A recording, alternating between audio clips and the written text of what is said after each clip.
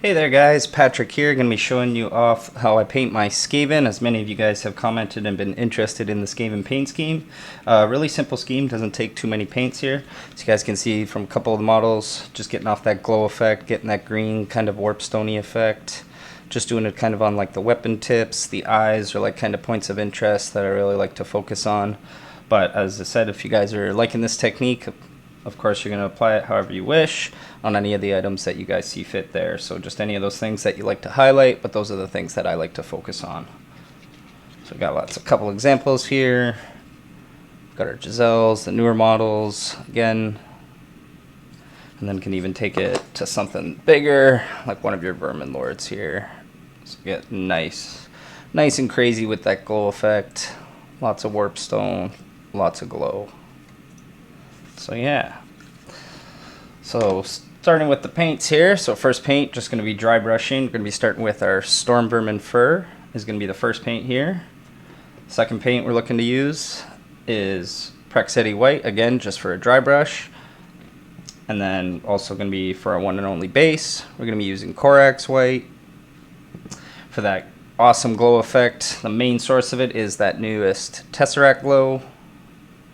And then you can stop there if that's just where you want to keep the simplicity, but if you want to take it to the next step and get that real glow effect out of the weapons, I do two more paints for dry brushing. That's going to be Moot Green to start, and then Dorne Yellow. It says edge on here, but it's no longer an edge. I'm pretty sure it's just a layer now, so should be able to track this one down no problem. Alright, and today we're going to be painting real quick for you guys, just showing off on the older Storm Vermin here. About to get those new models as I'm painting that. We've had the pre-order going up for those guys real soon, so hopefully maybe we'll get some of those guys too to go alongside some of the older ones. But let's get started. Alright guys, so as I said, that first step is just going to be using the Storm Vermin Fur just in a dry brush, and we're just going to get that all over the model except for any of those areas that we think we're going to be using for that kind of green glow effect. So on this guy, just going to avoid the tip of the blade here and just around his eyes a little bit, but everywhere else just going to work in that gray dry brush to get us started.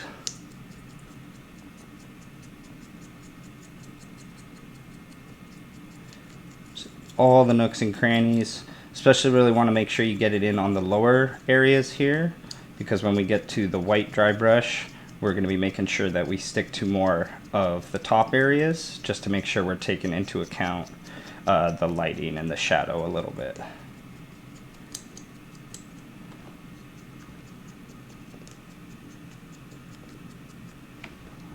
Touch more there.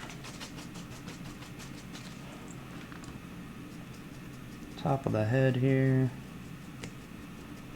It may not look like too much, especially when you're just getting the gray on there, but it's just to kind of help us get a little bit of that foundation to help when we do that white on top. Just make sure to double check the lower area. Perfect. Alright guys, nice and simple. That's the Storm Vermin Fur. That's our first step. Then we'll go on to the next step. Alright guys, so we got the gray on there, and next we're going to just be doing that Praxetti White.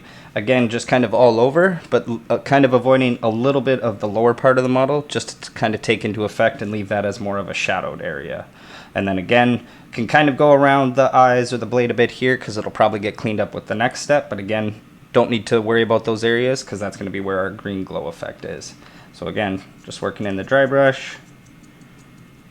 And again, if you want to make sure, just have a little bit on your brush, because you can always add more to make it brighter to your liking, or keep it a little bit on the darker side.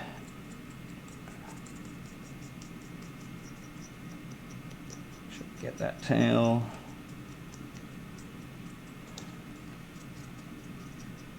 Front of the face here.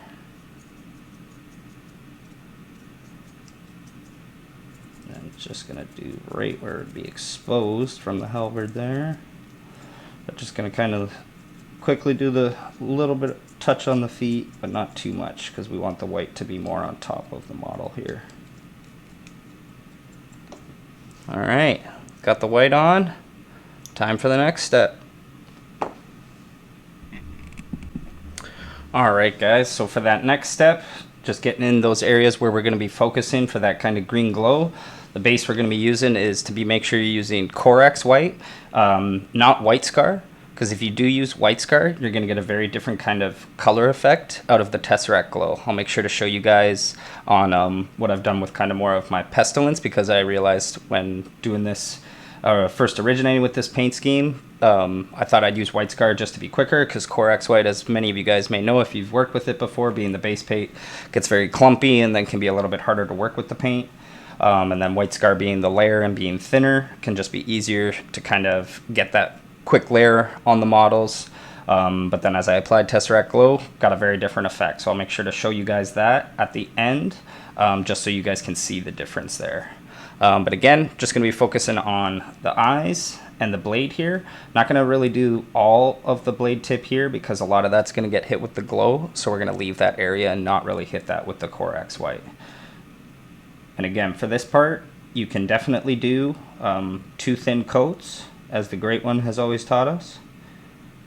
But it also can just kind of do 1 thin coat, and it's okay if a bit of the black is showing through from the prime, because then it might get either worked out if you're going to do the glow with the dry brush, or just kind of adds to that warp stony effect that you might be getting out of the model.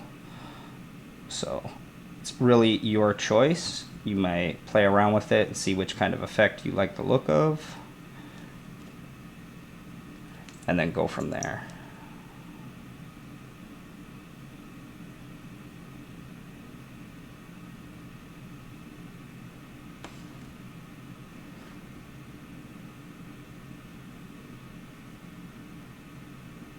Oh, leave it there. We just made a little mistake there. We hit the 1 spike there. I wasn't hoping to hit with the white, but again, with the glow, we can kind of tidy that up, no problem. And just back. And then just get our eyes here.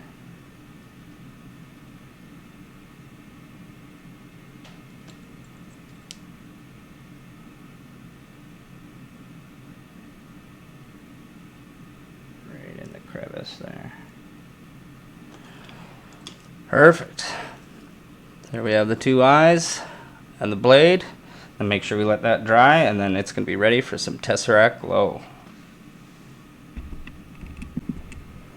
Alright guys, and then so for getting that first bit of glow on, I'm going to be using that Tesseract glow. Just going to keep shaking it up here. Just always want to make sure this stuff, especially if you've got a bottle that's been sitting for a while, to really shake this stuff up, because it likes to sit on the bottom if it's been sitting for a while. So you really get that green effect.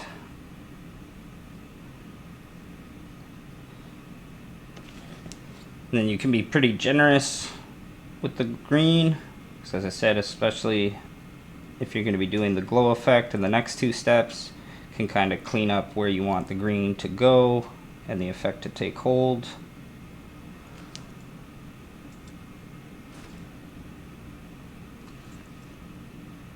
But for some of my models, especially maybe something just like your clan rats or your lower models, you may just want to do the Tesseract glow and then just call it a day here and not do those extra steps for them.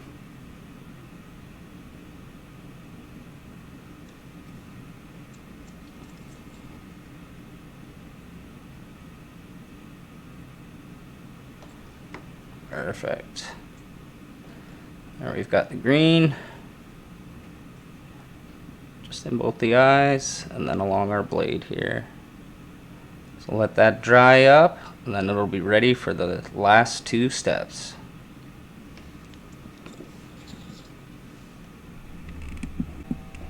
Alright guys, now that our Tesseract glow is good and dry, we're ready to start that dry brush to start that next effect.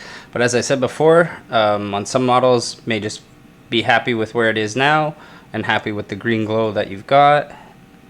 So you still get a pretty awesome effect out of the Tesseract glow just over the white, and still get some coloration on the blade there depending on where it was more heavy and where the paint settled. But yeah, so we're just going to try that moot green now and just kind of slowly build it up on the blade, and it's going to kind of become a little more green than the glow, but then when we get to the yellow, it's going to really help bring that back. And then just for a glow effect, adding where we want it to be more of a glow. So down the shaft of the blade here, right near the tip of the blade, where that glow is going to be more paramount.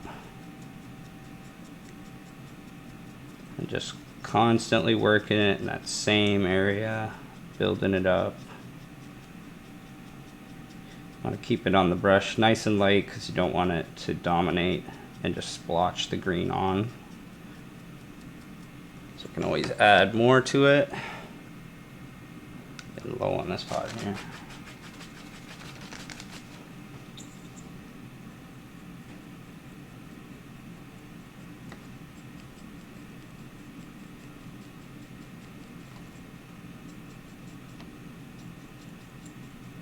Edge of the blade, get some more for our glow.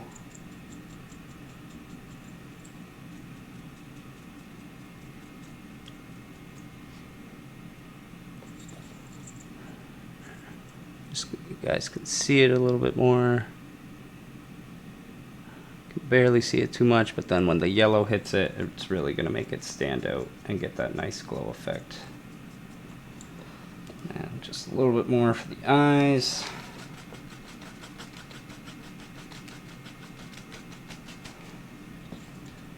Here we want to make sure we give it a nice bit of green, because as we only have the 3 areas for the glow, we want to make sure they really stick out.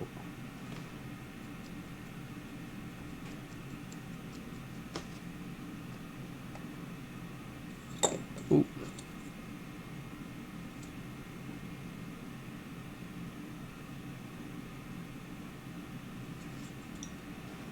Just a touch more on the blade.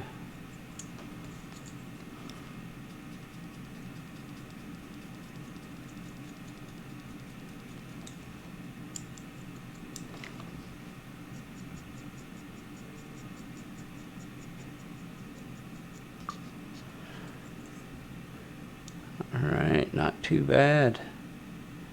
Call it there with the moot green, and then get that last color on, and then he is done except for the base.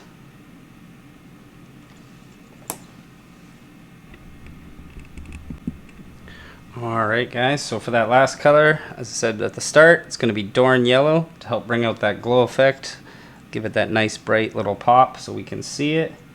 And again, trying to stay a little more close to where we started with the Tesseract glow, and not too much where we added a little bit of green glow, so it still adds to that glow effect. But you'll see that yellow kind of brightens it up right away and makes that eye pop.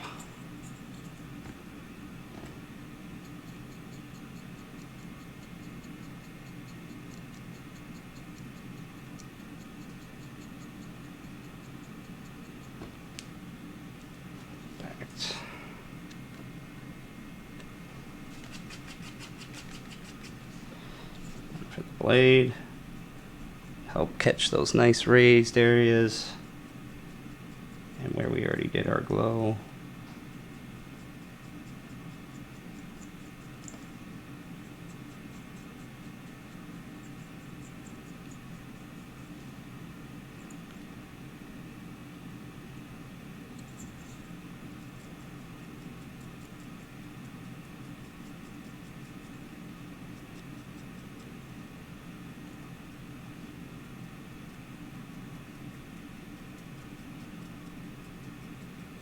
All the way down, just last little bit.